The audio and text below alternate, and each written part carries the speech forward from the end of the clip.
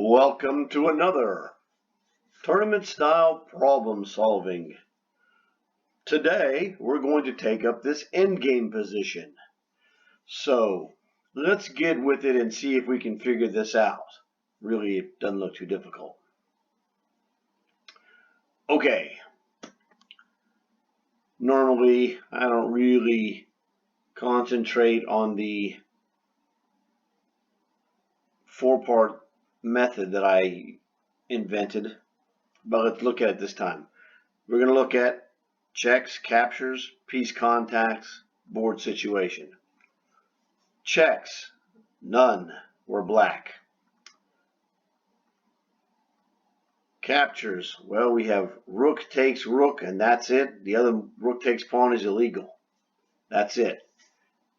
Piece contacts, well, realistically, we have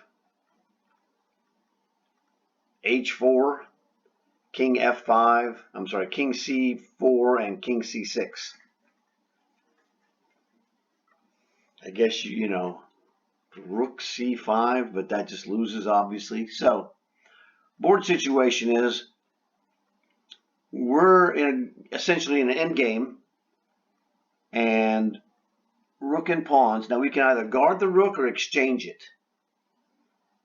And for those of you who paid attention, I am a big proponent in transforming piece endgames into pawn endgames, especially if it's advantageous. And really, that's the only time I'm going to do it. But,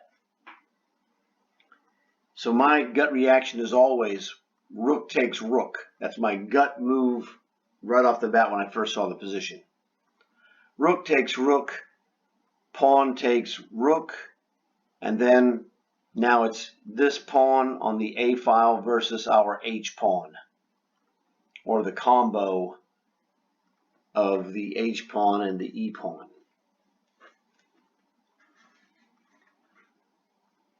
So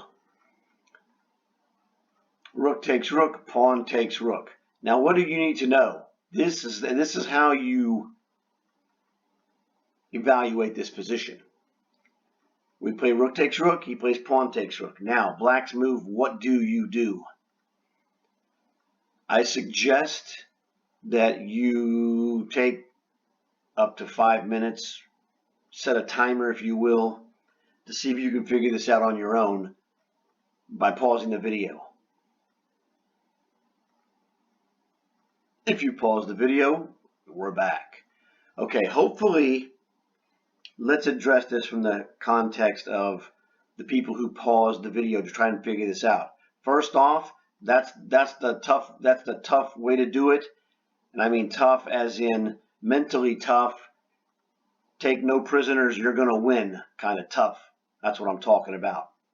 So, congratulations to you for attempting. I don't even care if you got it or not. If you got it, great. If you didn't get it, I don't care, because you're going down the path of mental toughness. And that path starts, you know, everybody starts off when they're not mentally tough, and they go down the path to become mentally tough. So congratulations to you for starting down that path. Okay, what you need to do, or what you need to know, is you got to remember the rule of the square of the pawn. So, using your visualization abilities, we played rook takes rook, white plays pawn captures rook. Or, if you want to go, B takes A5. Pawn captures rook just sounds more awesome. But, you know, whatever. So look, the white pawn, you visualize, the rooks are gone, this pawn is here. So the square of this pawn begins on the square that it sits on. So A5 is 1, 2, 3, 4. So our king needs to be in the square of this 4 by 4. 1, 2, 3, 4. Shazam! We're already there. Okay, we're already in the square of the pawn. Our king doesn't have to do anything, because if he moves the pawn, we go king c6, we're still in the 3 by 3 square. Okay, we're going to be right on the corner. If he goes to A2, A8, we go to B7. I'm sorry. If he goes to A6, we go to C6.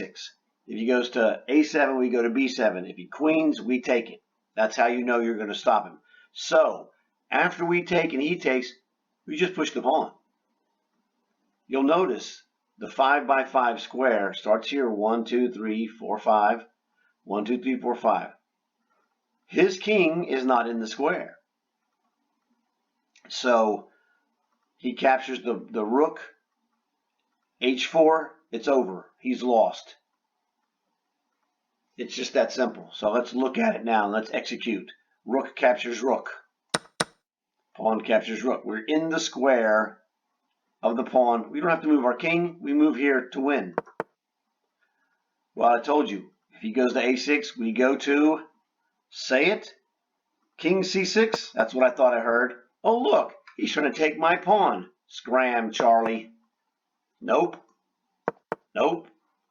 Oh, he's got a 2x2 square. He goes to A7. I told you we go to what?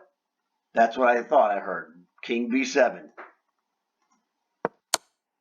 Queens, and I said we would do what? Take it. Oh. Okay, so this is how, in this problem, it doesn't matter what your rating is. You can use this technique. It works every time. It was taught to me. It was taught to every grandmaster. I'm teaching it to you. It doesn't matter. This is like the alphabet. A, B, C, D, E, F, G. It works all day and twice on Sunday. It's all about when we exchange rooks, this pawn ends up in a square where our king is right there inside the square and his king is not in the square of our pawn. I don't care. Garry Kasparov has no chance against me in this position. Okay? It's that sick. So, run back through this. Now, let's do this one more time, but let's do it visually. Let's do it with visualization and not make any moves. And see how far you can go. Okay? So we play rook takes rook. He plays pawn takes rook. Since our king is in the square of the pawn, we don't have to move it. We go H4. Now, really, this is over at this point because these are the laws of chess. And so whenever I'm playing a game and I reach a position like this where it's over, I'm inside the square of his pawn. He's not in the square of mine. I don't care what he does. I know, because the laws of chess tell me that I have the winning advantage. And when I know I'm going to win, it's real simple to find the moves that follow the law of the position. So let's just go and remove the rooks just for fun. In this position, I really don't have to calculate anything because I know the law says the king is in the square. I got his pawn. He cannot queen. So all I'm interested in is H4. When I play H4, there's no magic on God's earth that can allow this king to catch my pawn. This is mathematically impossible. He cannot catch this pawn. And so you go, we use my father's classic rule. What's he trying to do? So let's see what he tries to do. It doesn't matter. All right? He wants the queen. Well, the rule says we get in the square. It's just that simple. I'm in the square. There is a purpose for every move you make, and you should be able to explain that purpose to someone who asks you, hey, why did you make that move? If you don't know, you weren't thinking. Okay, what's he doing? That's my father's rule. He's trying to take my pawn. Therefore, no. Push it. You don't want to waste your time pushing this one. We have a mathematical impossibility. He cannot catch this pawn. Don't mess around. Don't try to be fancy. Don't try to be a superstar. Just do the business. So, he makes a move. What's he trying to do? That's my father's Famous line. Trying to take my pawn? Not today. What's he trying to do? He's trying to queen his pawn. We need to be in the square. Get in the square. Simple. What's he going to do now? Oh, he's going to queen? Well, we have to take it. Duh. Okay, that's obvious. So this is the mental process that every good player goes through. All right, we took this.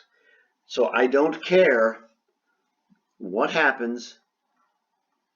When he captured that pawn, I knew that I can push my H pawn. I can catch his and he can't catch mine, and that's all I'm worried about. It's over. I don't say it as to brag. I'm stating it simply like Mr. Spock. It is a matter of logic. After he took the rook, I play h4, and I do not care what he does. He cannot win unless I give it to him. There's nothing he can do that can force the victory for himself, or the draw, whatever it is. I'm winning this. And that's the kind of thing that I teach you this stuff so that you can be just as ruthless as I am. h4. Sorry, but you lose. Better luck next game against somebody else. So, this is a very important lesson. This is one of the key king and pawn endgame lessons that you need to learn. And you see how it came from a rook and pawn endgame.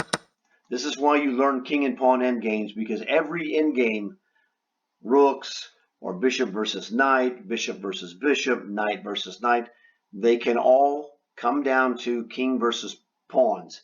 And if you don't have a great knowledge in king versus pawn and king and pawn endgames, you get into trouble.